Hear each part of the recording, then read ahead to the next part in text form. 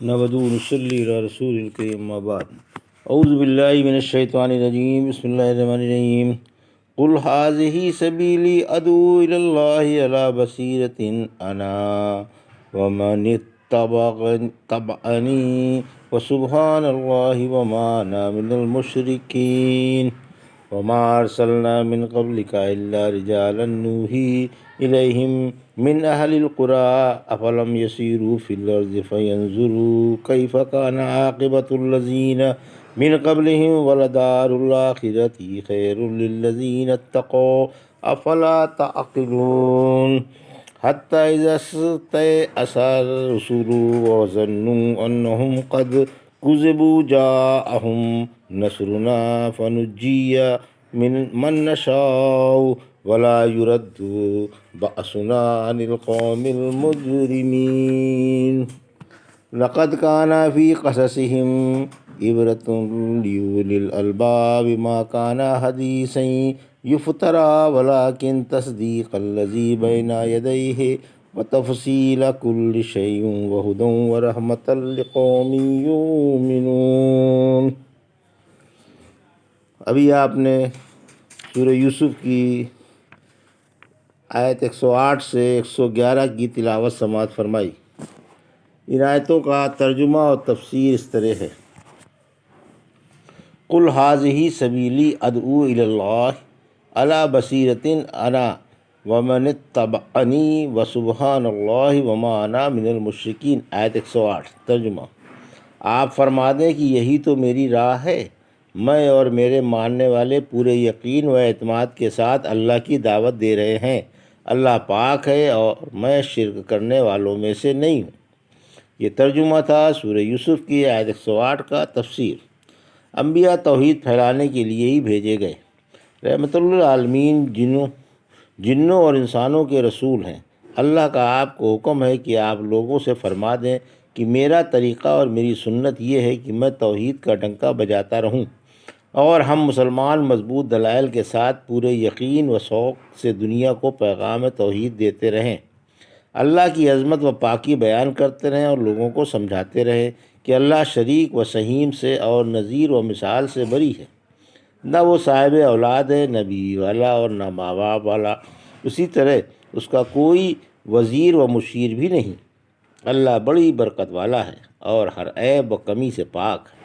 سورہ اسراء کی آیت 44 سے فرمایا: اللہ کی پاکی ساتوں آسمان اور ساتوں زمین اور ان میں رہنے والے تمام ارباب عقل بیان کر رہے ہیں۔ ہر چیز اس کی حمد و تسبیح میں مصروف ہے، لیکن تم ان کی تسبیح سمجھنے سے قاصر ہو۔ یقین مانو اللہ انتہائی بردبار و خطا پوش ہے۔ وما ارسلنا من قبلک الا رجالا نوحی الیہم من اہل القری افلم یسیروا فی الارض فینظروا کیف کان عاقبۃ الذین من قبلہم ولدار الآخرۃ خیر للذین اتقوا افلا تعقلون۔ آیت 109 ترجمہ: اور ہم نے آپ سے پہلے مرد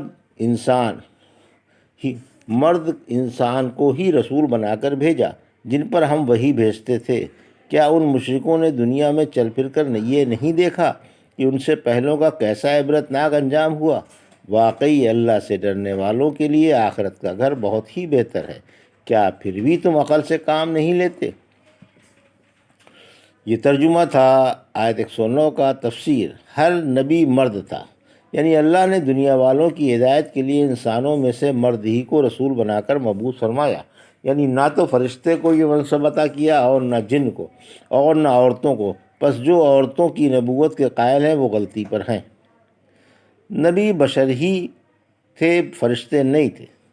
اس آیت سے یہ بات بھی نکلی کہ انبیاء زمین پر رہنے والے انسانوں ہی میں سے آئے، آسمان سے فرشتے بھی نبی بن کر نہیں آئے۔ سورہ فرقان کی آیت 10 میں فرمایا: ہم نے آپ سے پہلے جو رسول بھی بھیجا وہی کھانا کھاتا تھا اور بازاروں میں چلتا پھرتا تھا۔ سورہ انبیاء کی آیت 98 میں فرمایا: ہم نے انہیں ایسے جتھے نہیں بنائے تھے کہ کھانا نہ کھاتے ہوں اور موت سے پاک ہوں۔ پھر ہم نے ان سے اپنا وعدہ سچا کر دکھایا اور ان کے ساتھ جس کو ہم نے چاہا بچا لیا اور اسراف کرنے والوں کو تباہ کر دیا۔ لوگوں سے ملنے جلنے والا اور ان کی ایذا پر صبر کرنے والا مومن اچھا ہے۔ عمر رضی اللہ تعالیٰ فرماتے ہیں، رحمت عالم صلی اللہ علیہ وسلم نے فرمایا، جو مومن لوگوں سے ملتا جلتا ہے اور ان کی ایذاؤں پر صبر کرتا ہے، وہ اس مومن سے بہتر ہے جو لوگوں سے ملتا جلتا نہیں اور ان کی ایذاؤں پر صبر نہیں کرتا۔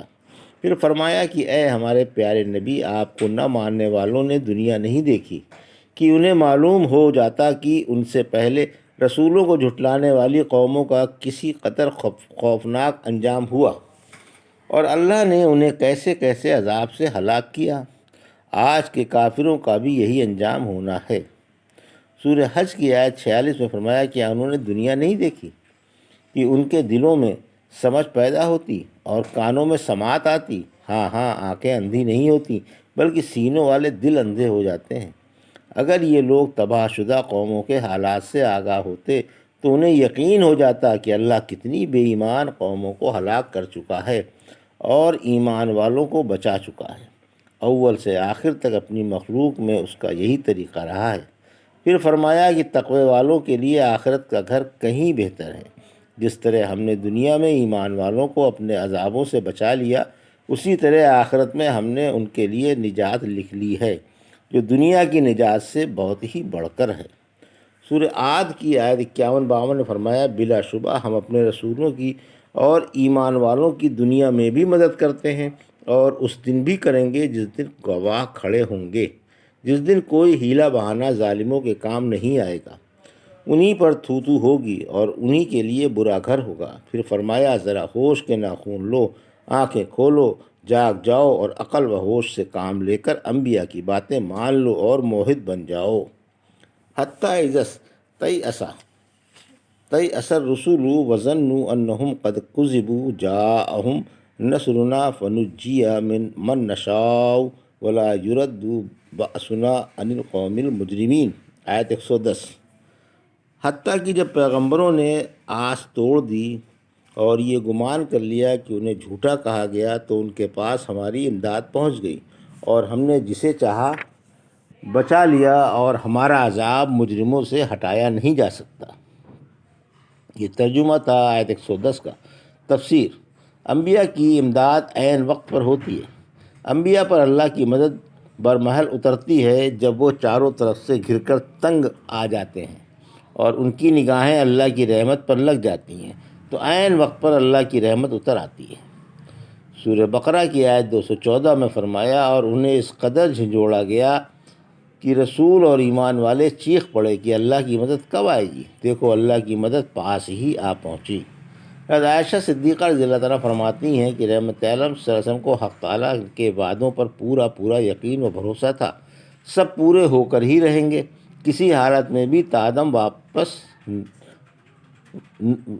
واپسی نہیں۔ کبھی آپ کو یہ تصور بھی نہیں آیا کہ رب کا وعدہ صحیح ثابت نہ ہوگا۔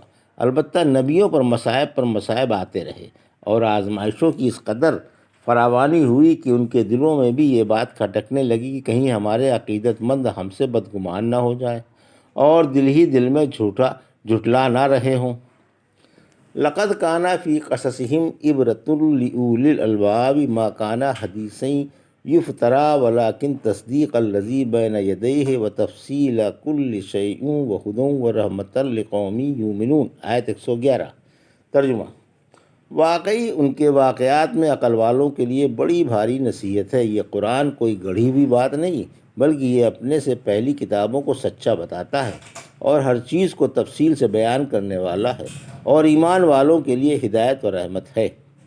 یہ ترجمہ تھا آیت 111 کا۔ تفسیر: یعنی انبیاء کے قصوں میں، قوموں کے واقعات میں، مومنوں کے بچ جانے میں اور کافروں کے ہلاک ہونے میں ارباب ہوش کے لیے بڑی بھاری نصیحت ہے۔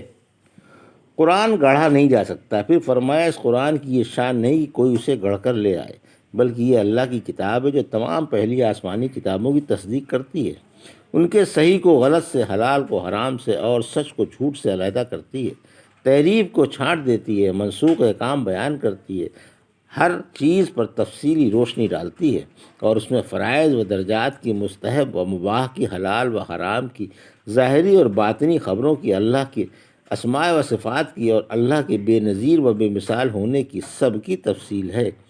اسی لیے یہ سرچشمہ فضل و خیر مومنوں کے لیے سراسر ہدایت و رحمت ہے۔ اس سے دلوں میں نور ہدایت اور عقل مندوں میں صحت و استقامت پیدا ہوتی ہے۔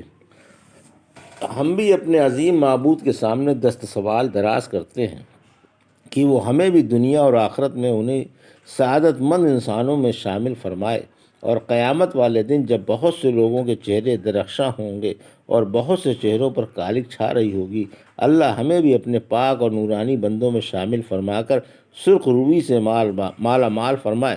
اللہ ہم تیرا شکر ادا نہیں کر سکتے، تو بے شمار خوبیوں والا ہے، اور ہمیں ہر حال میں تیری مدد درکار ہے۔ جب تک تیرا دست رحمت ہم ناتوانوں کا بازو نہ تھامے گا، ہمارا بیڑا پار نہ ہوگا۔ یہ تھا ترجمہ اور تفسیر سورہ یوسف کی آیت 108 سے 111 کا، جو ابھی آپ نے سماعت فرمائی۔ الحمدللہ سورہ یوسف کی تفسیر مکمل ہوئی۔ بارک اللہ لی و لکم فی القرآن الحکیم و نفعنی ایاکم بآیات الذکر الحکیم۔